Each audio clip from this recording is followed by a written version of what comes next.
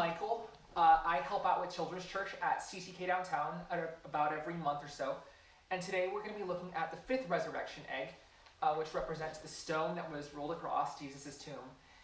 And our passage is from Matthew chapter 27, verses 57 through 60, which says, "As evening approached, there came a rich man from Arimathea named Joseph, who had himself become a disciple of Jesus. And going to Pilate, he asked for Jesus' body, and Pilate ordered that it be given to him.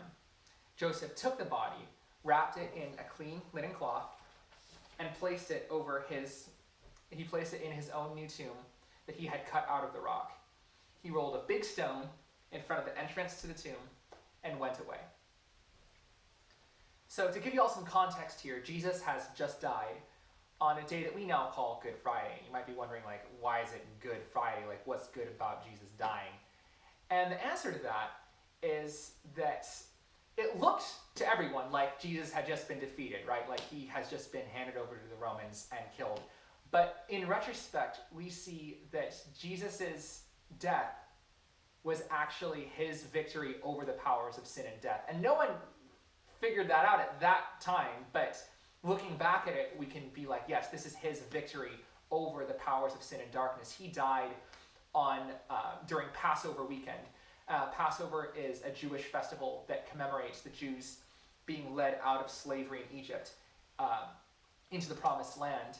And in the same way, Jesus delivers us from our slavery to sin and darkness and death.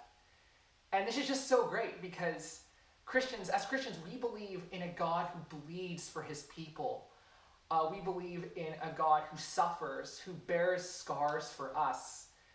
A God who is willing to come into his own broken creation and die for us. And that is just crazy and awe-inspiring and wonderful. And Jesus is absolutely worthy of our worship.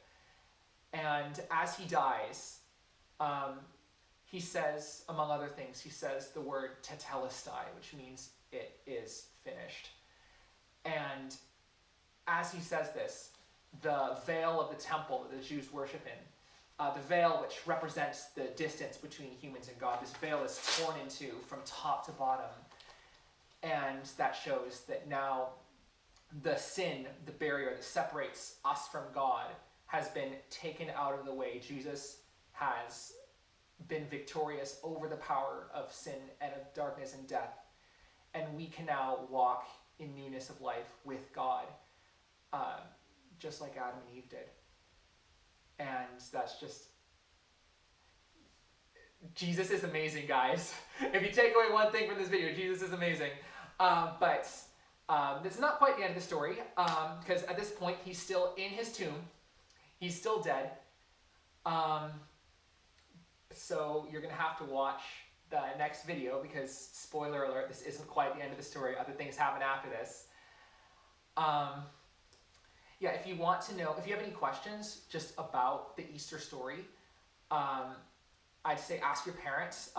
Look it up. It's in all four Gospels, the story of Jesus' death and then, spoiler alert, resurrection. And then you can also ask Pastor Brady. Also, you can listen to the CTK Downtown podcast. Ooh, look what I'm doing there, cross-promotional branding. You can listen to the CTK Downtown podcast, which also has a lot of helpful biblical information. I hope you guys all have a wonderful Easter season. I know it probably isn't looking like most Easters have in the past just because of current world events and stuff. But I'll be praying for y'all, and I know that other children's people will be praying for you as well.